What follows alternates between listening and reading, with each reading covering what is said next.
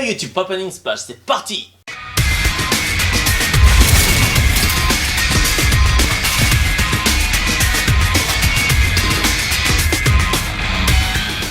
Vous savez, il y a un genre d'anime que j'affectionne très particulièrement, les mechas. Mais savez-vous ce qu'est le genre mecha? C'est des putains de robots humanoïdes qui explosent tout. Vas-y, tu me racontes quoi là?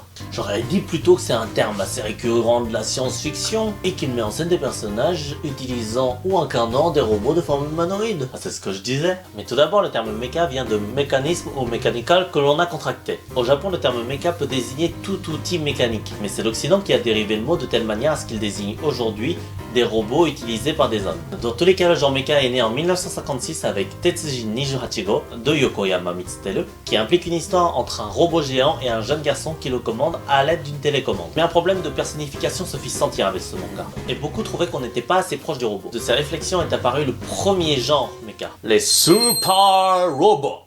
Le changement par rapport à Tetsuji Nijuhachigo se fait surtout dans la manière de contrôler le mecha. En effet, au lieu de contrôler le robot de l'extérieur, on le contrôle de l'intérieur via le cockpit. Ce qui fait que le personnage est en confrontation directe avec l'action, et donc le spectateur aussi. Pour les Super Robots, on ne se pose pas la question de la réalité du robot. Par exemple, on s'en fout de la manière dont il est entretenu. Des fois, on ne se pose même pas la question des réserves de l'énergie du robot. Ce qu'il faut savoir aussi par rapport aux Super Robots, c'est qu'ils sont surpuissants, irréalistes et quasi divins. Et ils se désignent notamment par leur caractère unique. Après, au niveau de l'histoire des mangas de Super Robots, c'est très manichéen. Les gentils sont gentils et les méchants sont méchants. Pour en citer quelques-uns, on a Mazinger Z, Lightning, Geta Roboto. On fait un petit saut dans le temps pour arriver à la deuxième catégorie de robots, les Lialu Roboto. Et c'est en 1979 que cette catégorie apparaît avec Gundam. Et là, on cherche à rendre le robot le plus réaliste possible dans l'histoire. Les mechas ne sont plus uniques, ce sont des outils très courants utilisés par l'armée. Les confrontations dans ce genre d'histoire se font surtout dans l'avancée technologique, le talent des pilotes et les stratégies militaires. L'histoire est pour le coup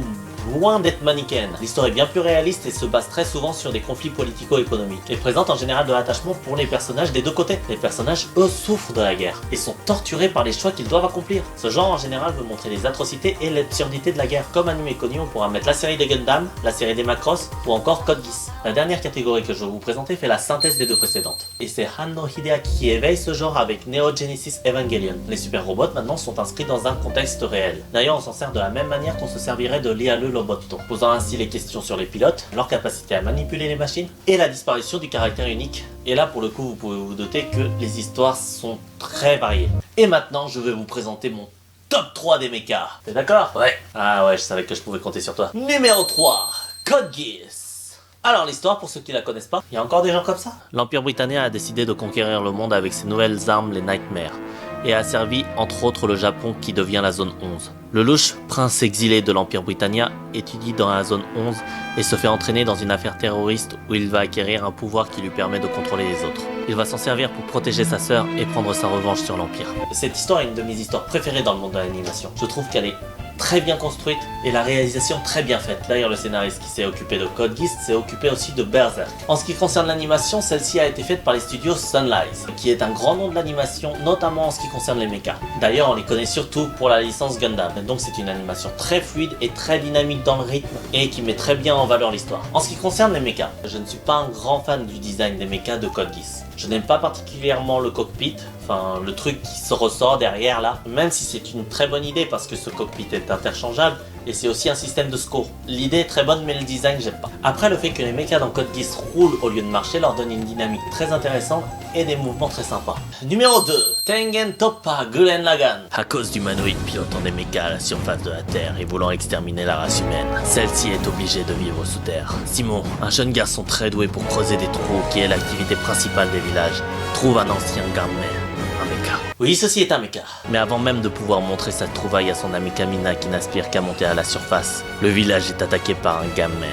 Dans la lutte, Simon est entraîné à la surface par Kamina où il découvre enfin la Terre. L'histoire est très intéressante, mais de mon point de vue, ce qui rend l'histoire vraiment intéressante, c'est le personnage de Kamina. L'histoire est vraiment portée par ce personnage. C'est un personnage de tête brûlée, ce qui fait qu'il entraîne les autres, et notamment Simon, dans des aventures de plus en plus loufoques. Et l'histoire suit les délires de Kamina. C'est un petit peu comme si Kamina était Deus Ex Machina.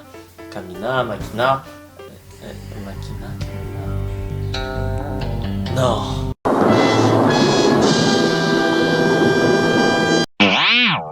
En ce qui concerne l'animation, celle-ci donne une bonne dynamique au combat notamment par le dessin déformé. D'ailleurs, ces dessins donnent aussi une pointe humoristique qui donne du punch à l'œuvre dans aussi bien la tension que dans le comique. En ce qui concerne les mechas, ils sont complètement atypiques. Ils sont caractérisés notamment par une grosse tête au niveau de l'abdomen, comme ça.